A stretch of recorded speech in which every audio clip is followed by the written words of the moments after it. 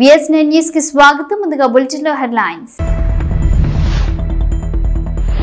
జనసేనలోకి తమ్మినేని సీతారాం వట్టి పుకార్లేనని కొట్టి పారేసిన మాజీ స్పీకర్. జగిత్యాలలో పోలీసులపై యువకుల దౌర్జన్యం. గంటల వ్యవధిలో పోలీస్ స్టేషన్ నుండి బయటకు వచ్చిన నిందితులు. నెల్లూరు పోలీస్ క్రీడా మైదానంలో మొదలైన దేహదారుఢ్య పరీక్షలు. పరిశీలించిన నెల్లూరు జిల్లా ఎస్పీ జి కృష్ణకాంత్. అసెంబ్లీలో మాజీ ప్రధాని మన్మోహన్ సింగ్ మృతికి సంతాపం ప్రకటించిన ముఖ్యమంత్రి రేవంత్ రెడ్డి. ఆర్థిక నిపుణుడిని కోల్పోయామన్న సీఎం. ఏపీలో జనసేనలో చేరాల్సిన అవసరం లేదని వైసీపీ నేత తమ్మినేని సీతారాం అన్నారు. నేను పార్టీ మారుతున్నానన్న వార్తలు అవాస్తవం. నా కుమారుడు ఆసుపత్రిలో ఉండడంతో పార్టీ కార్యక్రమాలకు దూరంగా ఉంటున్నా. ప్రతి విషయాన్ని భూతద్దంలో పెట్టి చూడడం ఆపండి అని తమ్మినేని వ్యాఖ్యానించారు. కాగా తమ్మినేని ప్రాతినిధ్యం వహిస్తున్న ఆమదాల వలసకు కొత్త ఇన్ఛార్జిని పెట్టడంతో పార్టీపై ఆయన గుర్రుగా ఉన్నట్లు ప్రచారం జరుగుతుంది.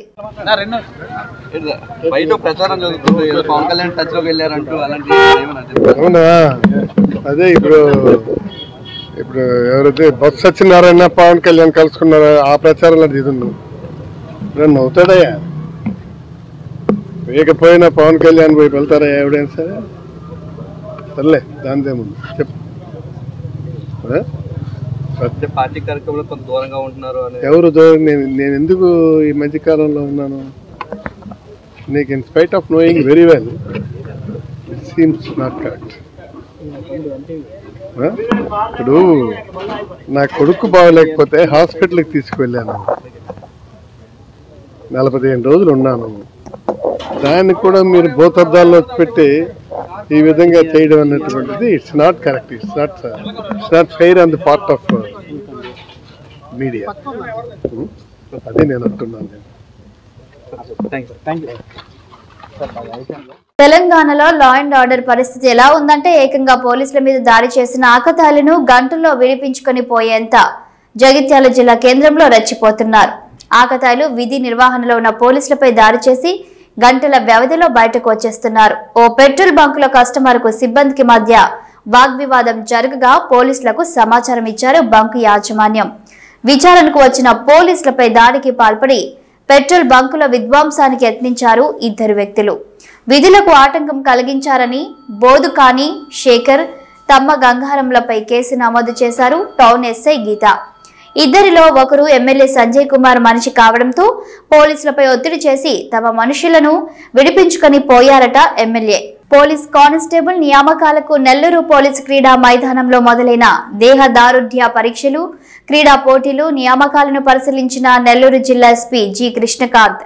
ఈ సందర్భంగా జిల్లా ఎస్పీ జి కృష్ణకాంత్ మాట్లాడుతూ Andhra Pradesh police constable recruitment board వారు ఈ రోజు నుండి జనవరి 8వ తేదీ వరకు నిర్వహించు పోలీసు దేహదారుఢ్య పరీక్షల్లో పాల్గొనేందుకు నెల్లూరు జిల్లాకు 4000 మందికి పైగా అభ్యర్థులకు అలాట్మెంట్ ఇచ్చారని, రోజుకు సుమారు 600 మంది వరకు అభ్యర్థులు ఈ దేహదారుఢ్య పరీక్షల్లో పాల్గొంటారని, హై జంప్, లాంగ్ జంప్, 100 మీటర్లు, 1600 మీటర్లు పరుగు పందాలు లాంటివి నిర్వహిస్తున్నామని, పారదర్శకంగా పోలీసు దేహదారుఢ్య నియామకాలు జరుగుతున్నాయని, ఎవరైనా డబ్బులు ఇస్తే నియామకాల్లో చోటు కల్పిస్తామని, ఉద్యోగాలు ఇప్పిస్తామని చెప్తే నమ్మవద్దని, ఎటువంటి ప్రలోభాలకు అవకతవకలకు అవకాశం లేకుండా నిష్పక్షపాతంగా అభ్యర్థులు నియామక ప్రక్రియ కొనసాగుతుందని జిల్లా ఎస్పీ జి కృష్ణకాంత్ తెలియజేశారు.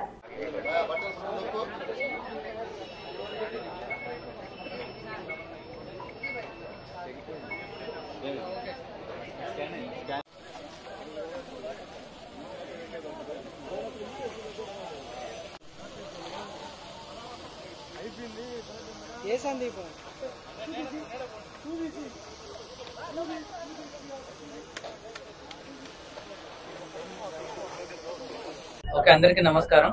సో మీ అందరికి తెలుసు, మనకు ఈరోజు మనం పోలీస్ కానిస్టేబుల్ రిక్రూట్మెంట్ మన ఎస్ఎన్పిఆర్బి తరఫున ఈరోజు మన డిస్టిక్ లో చేస్తున్నాం. సో మనకు దాదాపుగా 4500 చేంజ్ దాకా అలాట్మెంట్ ఇవ్వడం జరిగింది పోలీస్ కానిస్టేబుల్ రిక్రూట్మెంట్ సంబంధించి. జనవరి 8 వరకు మనకు షెడ్యూల్ ఉంది. సో ఈ రోజు దాదాపు 600 మంది క్యాండిడేట్స్ కానీ ఇప్పటివరకు 295 మంది వచ్చి వాళ్ళ వెరిఫికేషన్ అవన్నీ చేసుకోవడం జరిగింది.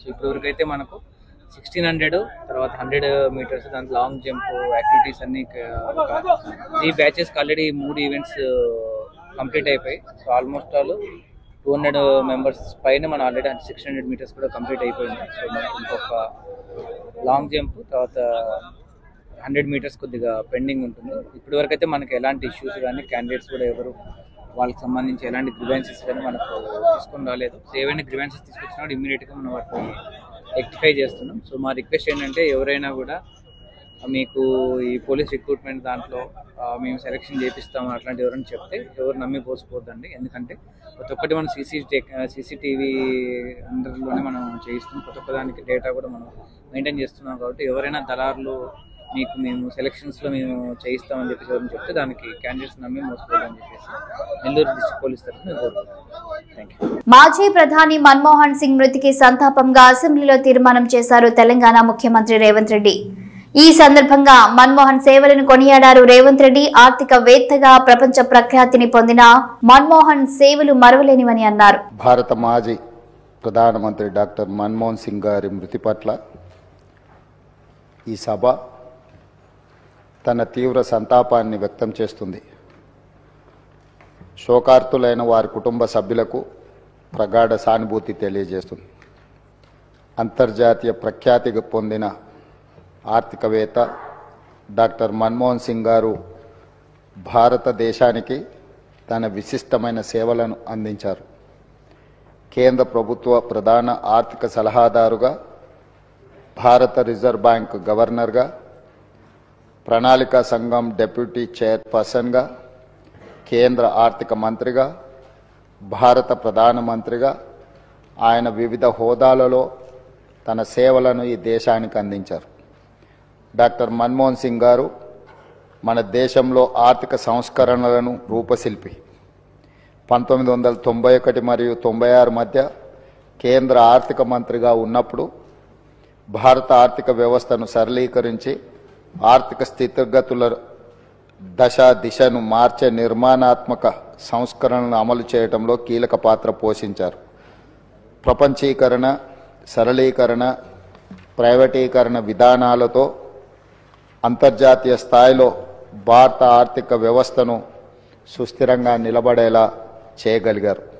2004 మరియు 2014 మధ్య భారత ప్రధానమంత్రిగా ఉన్న మన్మోహన్ సింగ్ గారు తన పదవీ కాలంలో ఎన్నో చారిత్రాత్మకమైన సామాజిక కార్యక్రమాలకు శ్రీకారం చుట్టారు.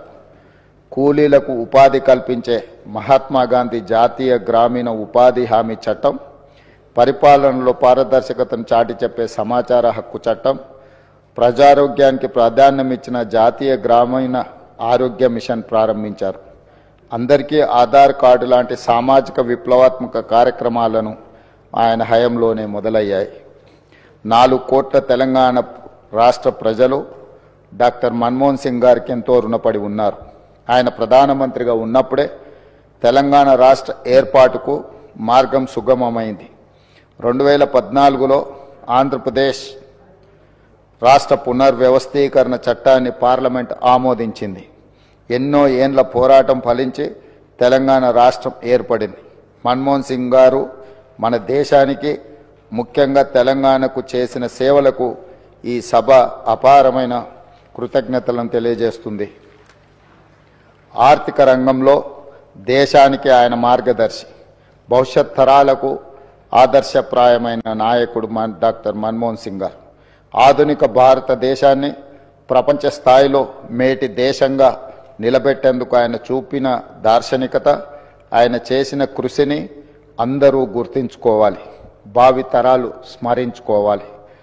భారత మాజీ ప్రధాని డాక్టర్ మన్మోహన్ సింగ్ గారికి అత్యున్నత పురస్కారం భారత రత్నను ప్రదానం చేయాలని కేంద్ర ప్రభుత్వాన్ని కోరుతూ ఈ సభ తీర్మానం చేస్తుంది.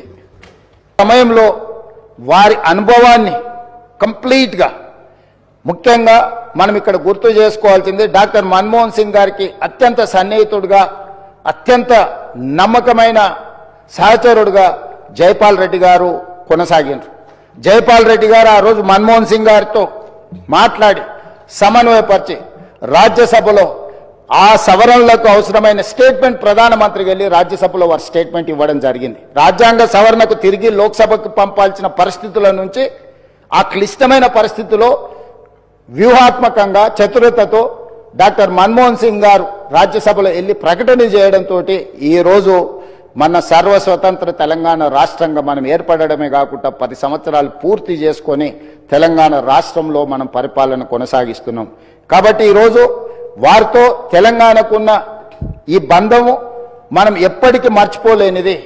కాబట్టి ఈరోజు తమరి అనుమతితోటి ఫైనాన్షియల్ డిస్ట్రిక్ట్లో ఒక మంచి ప్లేస్లో డాక్టర్ మన్మోహన్ సింగ్ గారి విగ్రహావిష్కరణ చేసుకోవడం ద్వారా శాశ్వతంగా మనము వారి వర్ధంతులు జయంతులు వారి జ్ఞాపకాలు శాశ్వతంగా తెలంగాణ ప్రజల గుండెల్లో పదిలమై ఉండే విధంగా ఇంకేదైనా సలహా సూచనలు ఎవరైనా ఇచ్చినా కూడా ఒక మంచి ప్రాంతంలో మాజీ ప్రధానమంత్రి డాక్టర్ మన్మోహన్ సింగ్ గారి విగ్రహాన్ని ప్రజలందరూ గుర్తుపెట్టుకునే విధంగా ప్రజలందరూ వారిని స్ఫూర్తి తీసుకునే విధంగా ఎక్కువగా ప్రజలు ఎక్కడైతే మమేకమవుతుంటారో కలుస్తుంటారో ఆ ప్రాంతంలో డాక్టర్ మన్మోహన్ సింగ్ గారి విగ్రహం ఉంటే మనందరికీ స్ఫూర్తి నింపిన వాడవుతారు.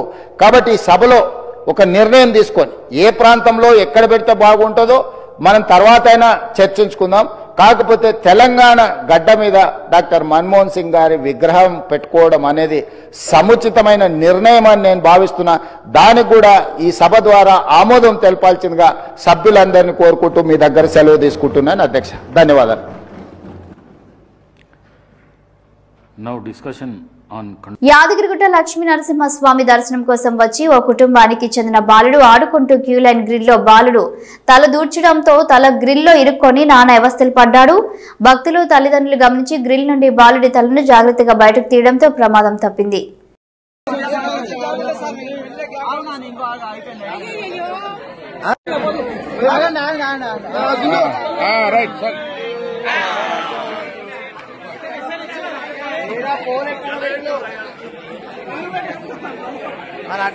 గుంటూరు జిల్లా లాలాపేట పోలీస్ స్టేషన్ పరిధిలో బంగారం దొంగతనం జరిగింది. తాను మూగా చెవిటి అంటూ పెద్దపుల్లి సందు బంగారం షాపులోకి ప్రవేశించిన ఓ వ్యక్తి వ్యాపారస్తుడిని మాటల్లో పెట్టి 208 గ్రాముల బంగారాన్ని కొట్టేశాడు. సుమారు 15 లక్షలు విలువ చేసే బంగారంను చోరీ చేశాడు ఈ మాయగాడు.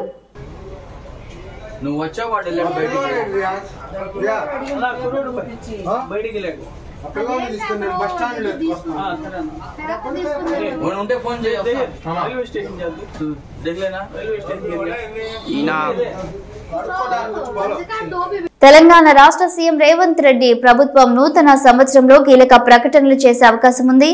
జనవరిలో రైతు భరోసా అమలు, కొత్త రేషన్ కార్డుల పంపిణీ, ఇందిరమ్మ ఇళ్ల నిర్మాణ ప్రక్రియను ప్రారంభించనున్నట్లు అధికార వర్గాలు చెబుతున్నాయి. వీటికి సంబంధించి త్వరలోనే కేబినెట్ భేటీ నిర్ణయం తీసుకోనుంది. ఉద్యోగ నోటిఫికేషన్లపై ప్రకటన చేసే అవకాశం ఉంది. దీంతో పాటు స్థానిక సంస్థల్లో బీసీ రిజర్వేషన్లపై కీలక నిర్ణయం తీసుకోనున్నట్లు సమాచారం. శ్రీకాళహస్తి ఆలయంలో ధనుర్మాసం అమావాస్య ఉత్సవాన్ని అంగరంగ వైభవంగా నిర్వహించారు. ధనుర్మాసం అమావాస్య సందర్భంగా శ్రీకాళహస్తీశ్వరుని అధిక సంఖ్యలో భక్తులు దర్శించుకున్నారు. కైలాసనాథుడిని ఈ రోజు ఉదయం నుండి భక్తులకు దివ్య దర్శనమిస్తూ కరుణా కటాక్షాలను అనుగ్రహించారు. అమావాస్య పర్వదినాన కైలాసనాథుని దివ్య మంగళ కర స్వరూపాలను దర్శించుకుంటూ ఆధ్యాత్మిక ఆనందంతో పులకిస్తూ భక్తులు హరహర మహాదేవ శంభో శంకర అంటూ భక్తి ప్రభక్తులతో ప్రాణమిల్లి కర్పూర నీరాజనాలు పట్టి మొక్కులు చెల్లించారు. ఈ ఉత్సవంలో శివ భక్తులు డమరుకాలు మోగిస్తూ శంకరావంతో భక్తి ప్రభక్తులను చాటుకున్నారు.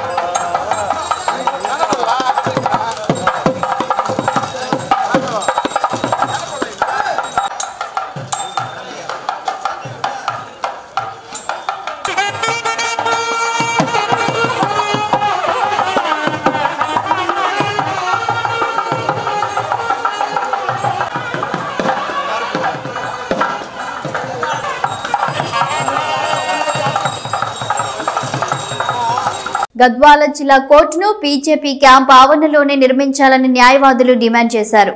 సోమవారం జిల్లా కేంద్రంలోని కోర్టు ఎదుట ఏర్పాటు చేసిన మీడియా సమావేశంలో న్యాయవాదులు మాట్లాడారు. ఈ సందర్భంగా న్యాయవాది సుధాకర్ మాట్లాడుతూ వివిధ కేసుల నిమిత్తం జిల్లాలోని పలు ప్రాంతాల నుండి వచ్చే పేద ప్రజలకు సౌకర్యార్థం గద్వాలలోని బీజేపీ క్యాంపు ఆవరణ అనుకూలంగా ఉంటుందని తెలిపారు. ఎక్కడో పోడూరు శివారులోని అనంతపురం గుట్టల్లో కోర్టు నిర్మించడం వల్ల సామాన్య ప్రజలు తీవ్ర ఇబ్బందులకు గురవుతారని పేర్కొన్నారు.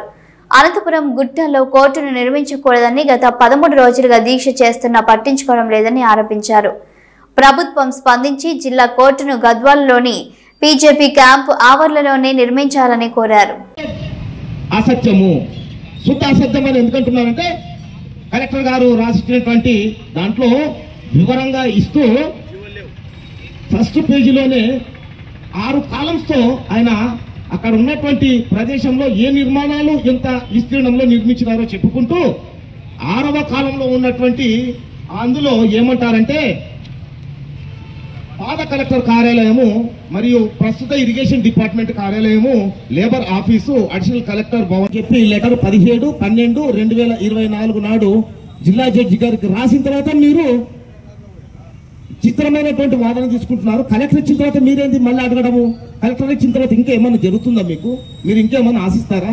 మీరు ఇంకా ఏమన్నా ఆలోచన ఉందా? ఇంకేం లేదు కదా. మనం 340 సర్వే నెంబర్ పూర్తి వారికి అఖండ వాదన చేస్తున్నారు, అసత్య ప్రచారం చేస్తున్నారు, ప్రజలు తప్పుదో పట్టిస్తున్నారు అనే అర్థంలో సోషల్ మీడియాలో చెప్పడం జరిగింది. దానికి ఈ సోషల్ మీడియాలో వచ్చింది ప్రతిదీ మీరు చెప్పేదంత నిజం కాదు. మా దగ్గర ప్రతిదీ అక్షర రూపంలో మీది తప్పు, మీరు చెప్తున్నది అసత్య ప్రచారం మీరు చేస్తున్నారు తప్ప మాకు అసత్య ప్రచారం చేసేదంత అవసరం మాకు ఏమాత్రం లేదు. ఇక్కడ కూర్చున్నటువంటి లేదండి, మీకేం ఇవ్వడం కుదరదు అనేది ఆయన లెటర్ సారాంశం డిస్ట్రిక్ట్ కలెక్టర్ గారిది. నేనేమంటానంటే డిస్ట్రిక్ట్ కలెక్టర్ గారు ఇచ్చింది ఫైనల్ కాదండి. డిస్ట్రిక్ట్ కలెక్టర్ గారు రెవెన్యూ కోర్టులో ఎన్నో ఉత్తర్వులు ఇస్తే, ఎన్నో ఆర్డర్స్ ఇస్తే మనం ఎన్నో ఛాలెంజ్ చేశాం. జనాలకు మనం ఎంతో న్యాయం చేశాం. వారి ఆర్డర్ క్యాన్సిల్ చేసి సెటిసైడ్ చేసి మనము అప్పీలేట్ ట్రిబ్యునల్లో అప్పీలేట్ కోర్టులో ఎన్నో కూడా అప్పీల్లో ఆ యొక్క కింది కోర్టు కలెక్టర్ గారు ఇచ్చిన ఆర్డర్ సెటిసైడ్ చేయడం. 2024వ సంవత్సరంలో గంజాయిపై ప్రధానంగా దృష్టి సారించినట్టు ఎస్పీ జానకి షర్మిల అన్నారు.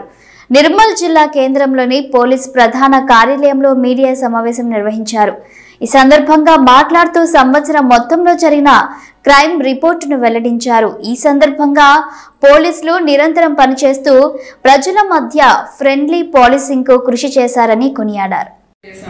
కుల మతాల భేదాలు లేకుండా అన్ని రకాలుగా ప్రతి ఒక్కరికి మనం ఒకే నిర్మల్ పోలీస్ మీ పోలీస్ అనే ఒకే ఒక నినాదంతో ముందుకెళ్తూ ఉన్నాము. ఆ పోలీస్ దగ్గరికి వెళ్తే మీకు న్యాయం జరుగుతుంది అన్న ఒక భరోసానైతే ఈ 1 year లో మేము కల్పించగలిగాము. ప్రజల నుంచి కూడా అట్లాంటి ఫీడ్బ్యాకే వస్తుంది మాకు. మేము ఈ సంవత్సరంలో ఎక్కువగా గంజాయి మీద కాన్సన్ట్రేట్ చేయడం జరిగింది. సో గంజాయి ఆల్మోస్ట్ నిర్మల్, బైన్సా, ముందోల్ ఈ ఏరియాస్లోనే మనకి ఎక్కువ ఉంటుంది. సో దీనిలో దగ్గర మనం 108 మందిని అరెస్ట్ చేయడం జరిగింది గంజాయికి సంబంధించి. పెద్ద పెద్ద పెడ్లర్స్ని పట్టుకున్నాము. తర్వాత చిన్న వాళ్ళకి కొరియర్ లాగా చేసే వాళ్ళని కూడా పట్టుకున్నాము. ఈ సంవత్సరం 1 month బ్యాక్ మనము 2 acres ఏరియాలో ఈ గంజాయి పండిస్తుంటే దాపూర్ ఏరియాలో సర్కిల్ పరిధిలో మనం ఆ పంట అంతా స్వాధీనం చేసుకోవడం జరిగింది. This is the biggest in Telangana. ఒక తెలంగాణలో ఒక ఏరియాలో ఎంత పెద్ద ఎత్తున పండిస్తూ ఉన్న పంటని పట్టుకోవడం ఇదే మొట్టమొదటిసారి అని నేను అనుకుంటున్నా. సో దానికోసం ఈ ఖానాపూర్ సర్కిల్ ఇన్స్పెక్టర్ నేను అభినందిస్తున్నా. అలాగే మీకు అందరికీ తెలుసు, చాలా సంచలనం సృష్టించిన బిట్ పాయింట్ కేసు మనము చేశాము. ఆ కేసులో మనం దగ్గర 8 మందిని అరెస్ట్ చేశాము. మిగిలిన చాలా మందిని తెలియకుండా, వాళ్ళకి తెలియకుండా అందులో ఇరుక్కుపోయిన వాళ్ళని సాక్షులుగా తీసుకున్నాము. కావాలని దీన్ని ప్రజల్ని మోసం చేసి డబ్బు సంపాదించాలని ఇందులో దిగిన వాళ్ళకి మనం అరెస్ట్ చేశాము. అలా కాకుండా అమాయకత్వంతో ఇందులో చిక్కుకున్న వాళ్ళని మేము విట్నెస్గా తీసుకోవడం జరిగింది బీట్ పాయింట్ కేసులో. ఇది ఇప్పుడు ఈడీ పరిధిలో ఉన్నది, మీకు అందరికీ తెలుసు. ఈ కేసుని దర్యాప్తు చేసిన అవినాష్ కుమార్ని కూడా నేను అభినందిస్తున్నా. ఈ కేసులో చాలా అంటే మనము దగ్గర ఒక 50 కోట్ల ఇది ఇట్లానే వదిలేసి ఉంటుంటే ఇప్పటికీ చాలా అల్లకల్లోలమై ఉండేది. ఆల్మోస్ట్